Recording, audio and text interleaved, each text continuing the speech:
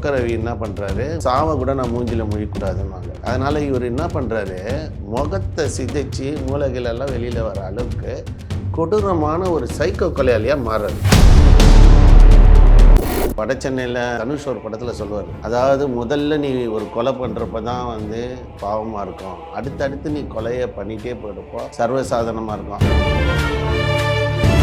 இவங்க கொலையை பண்ண அந்த கொலையை கொடூரமாக பண்ணக்கூடிய நபராக ஒரு சைக்கோ கொலையாளியாக மாறுது. இப்போ இது ரவுடிங்களுக்கு மத்தியில் ஒரு பெரிய ஒரு இன்ஸ்பயர் ஆகுது மட்டும் இல்லை, ரொம்ப கொடூரமாக வெட்டிக்கிறான்பா. இந்த பொக்கரவி கிட்டேருந்து கற்றுட்டு ரெண்டாவது இந்த பொக்கரவி பண்ண ஸ்டைலில் முகத்தையும் தலையும் சிதிச்சு பண்ணுற மாதிரி பண்ணாங்க. அதே கர்மா அவருக்கு அந்த ஹாஸ்பிட்டலில் வந்த 10 பேரும் உடல் ஃபுல்லாக வெட்டாமல் முகத்தை மட்டும் சிதைச்சாங்க. ரெட் நூல் நேயர்ஸுக்கு சமூக ஆர்வலர் சசிகுமாரின் வணக்கம். இப்போ பார்த்தீங்கன்னா சமீப காலமாக ஒரு க்ரைம் ஸ்டோரியை கேட்குறாங்க. இவரை பற்றி பேசுவீங்களா, அவரை பற்றி பேசுவீங்களா, இவரை பற்றி பேச முடியுமா அப்படின்ட்டு கமெண்ட்டில் நம்மளுக்கு ரெட் நூல் நேயர்ஸ் கேட்டதன் அடிப்படையில் இப்போ வேசார்பாடியே கலக்கின ஒரு பொக்கரவின்னு ஒரு நபரை பற்றி இப்போ பேசணுன்ட்டு வரோம். என்னடா பார்த்தீங்கன்னா எல்லாமே நார்த்து மெட்ராஸ்லேருந்து வருது, நார்த்து மெட்ராஸில் இருக்கக்கூடிய ரவுடிங்களுடைய ஒரு கட்டமைப்பில் தான் வருது அப்படின்ற ஒரு விஷயம் இருக்கிறப்போ, இங்கே வேசார்பாடி சொன்னோன்னா கிட்டத்தட்ட ஒரு 15 ஏரியா ஃபுல்லாக அதுக்குள்ளே அடங்கிறதால, ஏன்னா உதாரணத்துக்கு பார்த்திங்கன்னா இப்போ எம்கேவி நகர், உதயசூரிய நகர், ஜேஜேஆர் நகர், ஷர்மா நகர், இது போன்ற பல்வேறு அப்படியே பிரிஞ்சு ஒரு பெரிய நகரமாக இருக்கிறதால இருக்குது. என்னென்னா பார்த்திங்கன்னா அந்த ஊரை பொறுத்த வரைக்கும் வேசார்பாடின்றப்போ அந்த ஊரில் சாமானிய மக்கள் அதிக வாழக்கூடிய பகுதியாக இருக்குது. என்னென்னா நிறைய இளைஞர்கள் கெட்டு போகிற அளவுக்கு மாத்திரைங்க, இந்த மாதிரி போதை வஸ்து இருக்கக்கூடிய எளிதில் கிடைக்குது. இந்த ஒரு 13 பசங்க வயசில் இருக்கிறப்பே கிடைக்குது. இதுதான் அந்த பொருள். அப்படியே நீங்கள் சுற்றி வந்தீங்கன்னா கன்னிகாபுரம், புளியாந்தோப்பு இந்த பகுதியில் எடுத்திங்கன்னா அதிக இளைஞர்கள் இருக்கக்கூடிய இடத்துல வரப்போ இளைஞர்கள் சின்ன வயசுலே கெட்டு போகிற விஷயமா இருக்குது. என்னென்னா இப்போ பொக்கரவியும் அது போல் தான் ஒரு தன்னுடைய வாழ்க்கையில் நல்லபடியாக தான் வளர்றாரு. வளர்கிறப்ப என்னென்னா அங்கே ஒரு ரயில்வே ட்ராக்கு, ரயில்வே கூட்ஸ் இருக்குது. அதில் பார்சலில் தன்னுடைய வாழ்க்கையை ஒரு லோடுமேனாக இருக்காங்க. பொதுவாகவே பார்த்திங்கன்னா அந்த இடத்துல பார்த்திங்கன்னா எல்லா பொருளும் கிடைக்கும். அந்த லோடு இதில் ஹார்பரில் வரக்கூடிய இதில் விஷயத்துலேருந்து வருது. அதில் என்னன்னா ரவுடிசம் இருக்குது. அதில் என்னென்னா யார் ஆட்கள் அதிகம் இருக்கிறாங்க பார்த்திங்கன்னா அவங்களுடைய ஆட்கள் ஜாஸ்தியாக இருக்கிறதால யார் பெரிய டீமாக இருக்காங்களோ அவங்களுக்கு இருக்குது. இப்போ இது தெரியாத இவர் என்ன பண்ணுறாரு, ஃபஸ்ட்டு ஸ்டார்டிங் அதில் கூலி தொழிலாளியெல்லாம் போகிறப்போ அதில் ஒரு சில நெருக்கடி வருது. நெருக்கடி வரப்போ ஒருத்தரை நேரடியான ஒரு மோதல் யாரும் எனக்கு நம்ம எப்போவுமே எல்லாம் சொல்லுவோம், ஒருத்தருடைய பேரை நம்ம சொல்லணும்னு அவசியம் இல்லை. ஸ்ட்ரெயிட்டாக A+ கேட்டகரியில் இருக்கக்கூடிய, அதாவது ஆம்ஸ்ட்ராங் கொலை வழக்கில் இருக்கக்கூடிய நபர் நாகேந்திரன் கிட்ட இவர் ஸ்ட்ரெயிட்டாக ஒரு மோதல் ஆகுது. மோதல் ஆகிறப்போ அவர் பார்த்திங்கன்னா ஒரு A+, ரெண்டாவது வெள்ளரவி கூட டைப் இருக்குது, ரெண்டாவது பார்த்திங்கன்னா ஷேரா கூட இருக்குது, ஒரு பிக் ஷாட்டு ஒரு கட்சியில் இருந்தார், ஒரு மர்டர் பண்ணியிருக்காரு.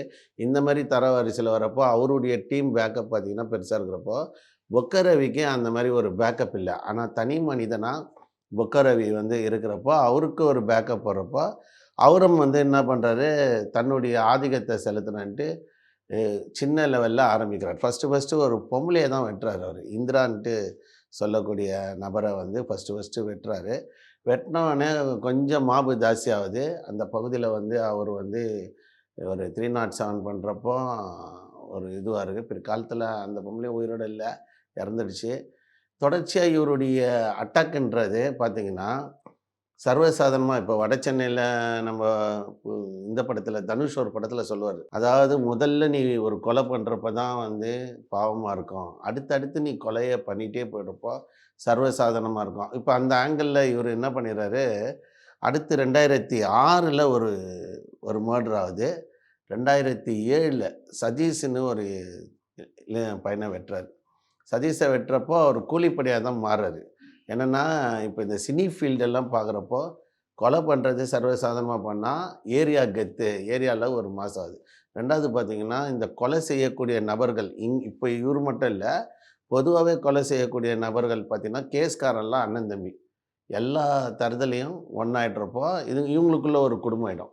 ஏன்னா ஏ ப்ளஸ் ஃபஸ்ட்டு இருக்க ஏ ப்ளஸ் கேட்டகரி கூட ஃபஸ்ட்டு கொலை பண்ணுற ஒரு 10 கேஸ்காரன் இருப்பான். அப்புறம் 2வது கொலை பண்ணுறப்போ அதில் கேஸ்காரன் இருப்பான். அப்போ கேஸ்காரனுங்கெல்லாம் ஒரு அண்ணன் தம்பி மாரி ஒரு கட்டமைப்பில உள்ள வந்துருவாங்க. இந்த கொலை வழக்குல ஒரு 10 பேர் கேஸ் இருக்காங்கன்னா, அவனுங்க கேஸ்ல 10 பேர தொட்டா, யார தொட்டாலும் மீதி 9 பேரு அவனுங்களுக்கு எதிரிக்கு வருவான். அந்த மாரி ஒரு கட்டமைப்பு ரவுடிசத்துக்குள்ள இருக்கு. அந்த மாரி ஒரு 2007ல வளர்ந்துட்டுருக்கப்போ, நேரடியா காக்காத்தோப்பு பாலாஜியுடைய என்ட்ரி வருது. காக்காத்தோப்பு பாலாஜி வந்து அந்த டைம்ல அவரும் பீக்ல இருக்கிறாரு. முத்தியால்பேட்டை சைடுல இருக்கிறப்போ 2 பேருக்கும் வந்து இந்த கூட்ஸ்ல வந்து கான்ட்ராக்ட் நெறைய வருது. கூலி தொழிலாளி போறான். ஒரு மேஸ்திரி மாரி வேலை செய்யலான்ட்டு, அவரு என்டர் ஆனோனே ஆல்ரெடி நாகேந்திரனுக்கு வந்து பாலாஜி வந்து ஆப்போசிட்டு. இப்போ நம்ம ஏரியாலயே ஒருத்தன் வளர்றான் அப்படின்றப்போ ஒரு அகைன்ஸ்ட் ஆகுது. அகைன்ஸ்ட் ஆகுறப்போ இவங்க 2 பேருக்கு மோட்டிவேஷன் வருது. ஃபர்ஸ்ட்டு இவரு வந்து ஒரு அந்த ஏரியால நாகேந்திரன பார்த்து பயப்படக்கூடிய நபரா இருந்தாரு. அப்புறம் ஒரு 2, 3 அடிச்சவனே ஒரு சைக்கோ கொலாலி மாரி ஆயிட்டாரு. என்னன்னா, இளைஞர்கள் அவர வந்து பின்தொடர ஆரம்பிச்சுட்டாங்க. என்னன்னா, ஒரு ரவுடிக்கு அந்த கார் ஓட்டுறது, சரக்கு வாங்கின்னு வந்து தர்றது, அப்புறம் அவரு சொல்ற எடுபிடி ஆல்ட்டின்னுவாங்க ரவுடீஸ்ல.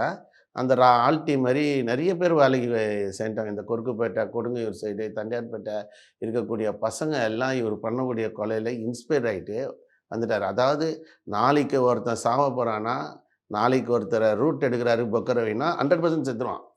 அந்த அளவுக்கு வந்து ஒரு சைக்கோ கொலையாளி. 2வது மெயினா வந்து தலைய தான் வெட்டுவாரு. ஒரு ஒரு ரவுடிங்களுடைய போலீஸ் ஸ்ட்ரக்சர் ஒண்ணு இருக்கு. போலீஸ்ல என்னன்னா, ஒரு ரவுடி கொலை பண்ணா, இந்த ஆங்கிள்ல கொலை பண்ணான்ட்டு கிரைம்ல கண்டுபிடிப்பாங்க. அதாவது அந்த ஸ்கெட்ச் போட்டு ஒரு காவல்துறை கண்டுபிடிப்பாங்க. ஒருத்தன் வந்து வயித்துல குத்துவான், ஒருத்தன் கை கால துண்டு துண்டா வெட்டுவான், ஒருத்தன் வெட்டத் தெரியாம ஒரு 50, 60 வெட்டு வெட்டிட்டே இருப்பான். ஆனா இந்த டீமு பொக்க ரவி என்ன பண்றாரு, முகத்த அதாவது சொல்லுவாங்க, "உன் சாவ கூட நான் மூஞ்சில முழிக்கக்கூடாதுன்னுவாங்க." அதனால இவரு என்ன பண்றாரு, முகத்த சிதைச்சு மூளைகளெல்லாம் வெளியில வர அளவுக்கு கொடூரமான ஒரு சைக்கோ கொலையாளியா மாறுறாரு. தமிழ்நாட்டிலே பொக்கரவி மாரி ஒரு சைக்கோ கொலையாளியே கிடையாது. இதுவரைக்கும் ஹிஸ்ட்ரியில சைக்கோ கொலையாளி கிடையாது. கிட்டத்தட்ட ஒரு 24 கேஸுக்கு மேல அவர் மேல இருக்கு. 2வது திடீர்னு தலைமறைவானார்னா, அவர கண்டுபிடிக்க முடியாது. அந்த அளவுக்கு ஒரு சைக்கோ கொலையாளி மாரி வர்றப்போ, அவரு கூட வேலை செய்ற இந்த ஆள்ட்டிங்கெல்லாம் இத பார்த்தோனே ரொம்ப இன்ஸ்பயர் ஆகுறாங்க. ஏன்னா, இப்போ ஒரு சாவுல போயிட்டு ஒருத்தர முகத்த பார்க்குறப்போ பார்த்தீங்கன்னா, பஞ்ச வச்சு மூஞ்சில மூடிடுவாங்க. அந்த பஞ்ச வச்சு மூடுனவுனே, யாரா இருந்தாலும் அந்த சாவுல கூட அந்த மூஞ்ச பார்க்காத அளவுக்கு கொடூரமா வெட்டுனது யார்றான்னா, பொக்க ரவின்னுவாங்க. இப்போ சூளை ரவுண்டானால ஒரு சின்ன பையன் கிரவுண்ட்ல விளையாடிட்டு இருக்கான். இறங்கி அடிக்கிறாங்க. 2வது பார்த்தீங்கன்னா, மயிலை சிவகுமாருக்கே அ மகேஷ் அவங்க மச்சானுங்கள அடிச்சதும் பொக்க ரவி தான். அப்ப என்னன்னா, இவங்க கொலைய பண்ண, கொலை பண்றதே ஒரு விஷயம். அந்த கொலைய கொடூரமா பண்ணக்கூடிய நபரா ஒரு சைக்கோ கொலையாளியா மாறாரு. அப்ப இது ரவுடிங்களுக்கு மத்தியில வந்து ஒரு பெரிய அ ஒரு இன்ஸ்பயர் ஆகுது மட்டும் இல்ல, ரொம்ப கொடூரமா வெட்டிக்கிறான்பா! அப்படின்ற ஒரு விஷயம் வரப்போ, ஒரு கட்டத்தில நாகேந்திரன் அவர் ஏ பிளஸ்ல அவருக்கே இவர் மேல கவுண்டர் ஆயிடுச்சு. வேசார்பாடியில யார் வளர்ந்தாலும் இவருக்கு பிடிக்காது. நாகேந்திரனுக்கு ஆல்ரெடி. அவங்க வந்து வளர்றாங்கன்னாலே செட் அடிச்சுருவாங்க. இன்னொன்னு பார்த்தீங்கன்னா, ரவுடிசம் டீம்லயே ஒரு பேட் ஹேபிட் என்னன்னா, ஒருத்தன் 4, 5 கொலை பண்ணிட்டான்னா, அந்த கொலைய செஞ்சு முடிச்சவனே, ஒரு 5வது கொலைய எல்லாம் செஞ்சு முடிச்சா, அவன் டாப்பா வந்துற போறான்ட்டு, கூட இருக்கிறவனே ரூட்டு குடுத்து போட்டுருவாங்க. பணத்த வாங்கிட்டு.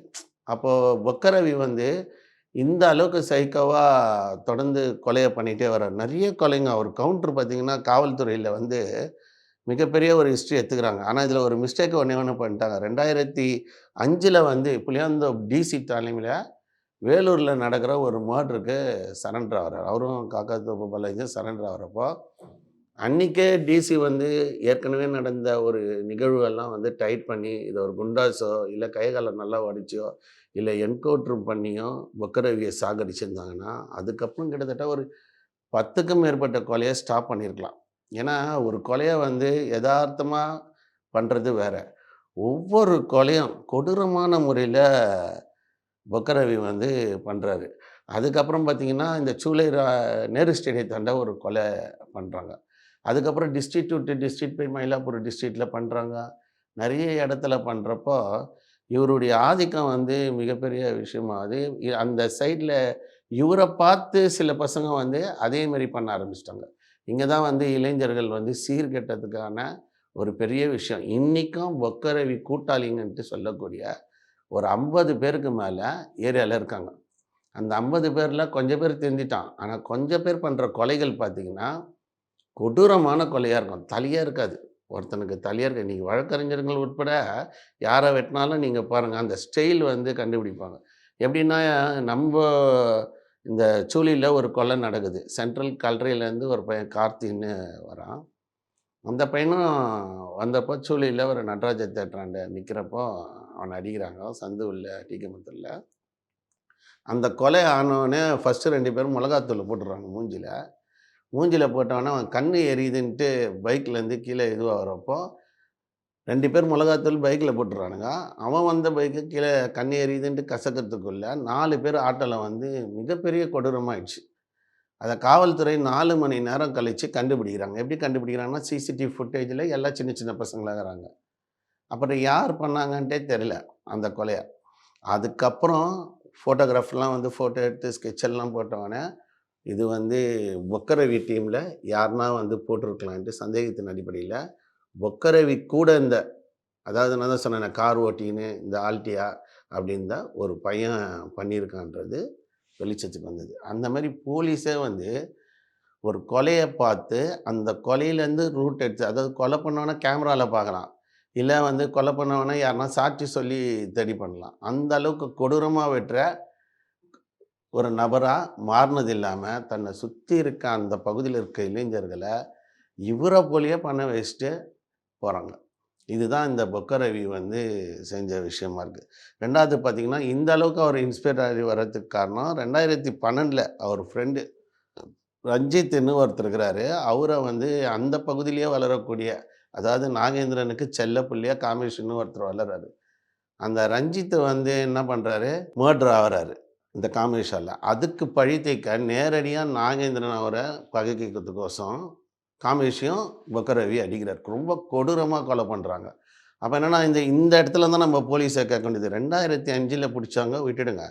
2006, 2007, 8ன்னு பொக்கரவியுடைய ஆதிக்கம் வளரப்போ 2008ல ஒரு ஜாயிண்ட் கமிஷனர் தலைமையில ஒரு டீம் வந்து பொக்கரவிய என்கவுண்டர் பண்ணியே ஆகணுன்ட்டு தேடுதல் வேட்டை பண்றாங்க. அப்புறம் பார்த்தீங்கன்னா, ஒரு 5 வருஷத்துக்கு அவருடைய ஆள் நடமாட்டம், அவர் எங்க இருக்காரே தெரியல. திருப்பி ரீஎன்ட்ரி அவரு திருப்பி குடுக்குறாரு. 2012ல தான் குடுக்குறாரு. அதாவது 2007, 8 காலகட்டத்தில வராரு, மர்டர் பண்றாரு.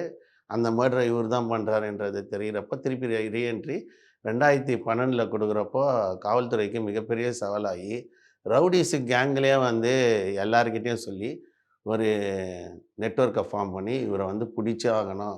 2வது புடிக்கணும், இல்ல ரவுடீஸ வச்சு செஞ்சிடணும் அப்படின்ட்டு இருக்கப்போ, திடீர்னு 2014ல அவருக்கு ஒரு உடல்நிலை வந்து மோசமாகுது. கால்ல அடிபட்டு, ராயப்பேட்டை அரசு மருத்துவமனையில வந்து கிட்டத்தட்ட 3வது மாடியில அட்மிட் ஆகுறாரு. அந்த அட்மிட் ஆனது யாருக்குமே தெரியாது. நம்ப இந்த படத்துல அஞ்சாதேவா அந்த அந்த படத்துல மாரி ஒரு ஹாஸ்பிட்டல்ல வந்து மர்டர் பண்றது அளவுக்கு ஒரு டீம் வந்து காலையிலேருந்தே வெயிட் பண்ணிட்டு இருக்காங்க. இவர அடிச்சு ஆவணும் அப்படின்ட்டு. 2வது வரப்போ பாலாஜியும் வருவான். பாலாஜியும் அடிச்சு சாவணும். அவங்களுடைய டார்கெட் மெயினா பாலாஜி ஆயிடுச்சு.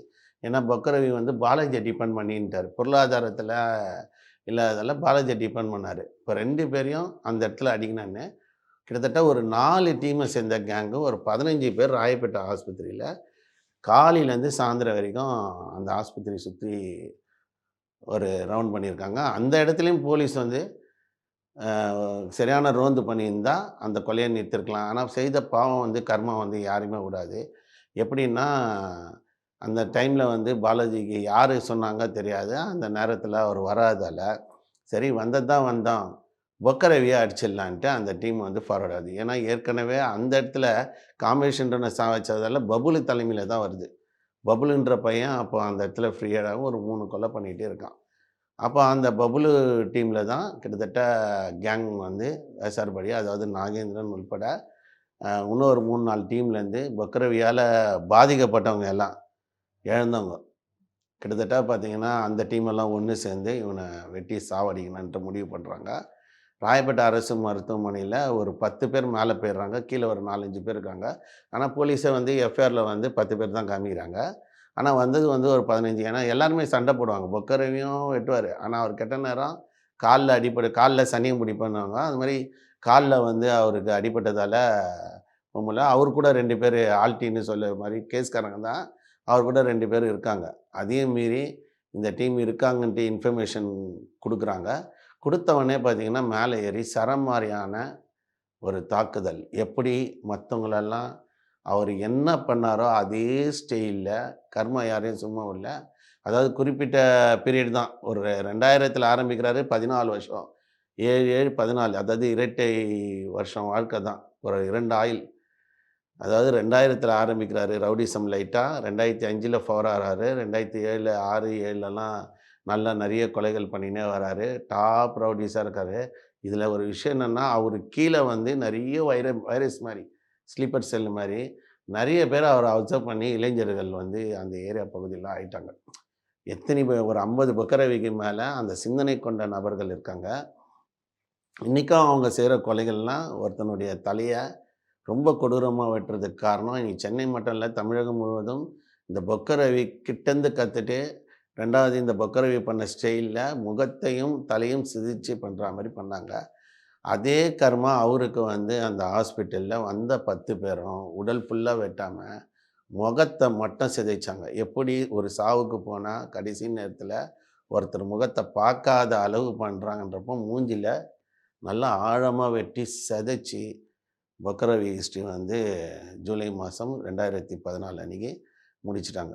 இப்ப இதுலேருந்து நம்ம பார்க்க வேண்டியது என்னன்னா, பொக்கரவி நார்மலா ஒரு கூலி தொழிலாளி தான் போறாரு. ஏதோ ஒரு கோவப்பட்டு ஒரு சண்டை போட்டாலும், ஒருத்தனுடைய எண்ணம்ன்றது அவன் எண்ணம் தன்னை மாத்துனது இல்லாம, அவன போலயே கொலைய செய்ய வைக்கிற அளவுக்கு இளைஞர்கள் மத்தியில ஒரு பெரிய விதைய போட்டு, இதுக்கப்புறம் அந்த ஏரியால நடக்கிற கொலைகள் ஸ்டைல் எல்லாம் பார்த்தீங்கன்னா, இன்னமும் பல ஏரியால கொலைகள் நடக்கிற ஸ்டைலு, அவரு ஜெயிலுக்கு போறப்போ ஏற்பட்ட பழக்கம், வேலூர்ல மர்டர் பண்ணது, மயிலப்ப மகேஷுடைய மச்சானுங்கள பண்ண 2 கொலையும் அவர் தான் டார்கெட் பண்ணி பண்றாரு. இந்த மாரி நெறைய கொலைகள்ல, இந்த மாரி முகத்த சிதைச்சு, சிதைச்சு பண்ணது, இந்த மாடல் பொக்கரவி தான் காரணம். இந்த சைக்கோ பொக்கரவியால, சைக்கோ போல முகத்தை சிதைக்கிற அளவுக்கு பண்ணிட்டு போயிட்டாரு. அந்த கொலை, அவருடைய முகமும் சிதைச்சு, அவர் காலெல்லாம் வந்து துண்டாகுற அளவுக்கு வெட்டி, ஓடாத அளவுக்கு, கால் நரம்பெல்லாம் அறுத்து, முகத்த சிதைச்சு, அவருடைய ஹிஸ்ட்ரிய ஃபினிஷ் 2014 பண்ணாங்க. இப்ப நம்ம இளைஞர்கிட்ட சொல்ல வேண்டியது, இது போல ரவுடிங்கள இன்ஸ்பயர் பண்ணி, கொலைகள செஞ்சுட்டு, சட்டத்தின் முன் ஒரு குற்றவாளியா, பல இளைஞர்கள் இன்னும் அவங்க குடும்பம்லாம் நடுத்தெருவுல நிக்குது. எந்த ஒரு ரவுடியும், சமூக விரோதியும் இளைஞர்களுக்கு ரோல் மாடல் இருக்க மாட்டாங்கன்றத, சமூக எண்ணத்தோட ஒரு சமூக விரோதிகளுடைய செயல்பாட்டால அவன் இறந்ததை பற்றி எங்களுக்கு தெரிஞ்சதும் அந்த ஏரியால போய் நம்ம விசாரிச்சு, ரெட் ரூல் நேயர்ஸுக்கு இத நான் தெரியப்படுத்திருக்கேன்.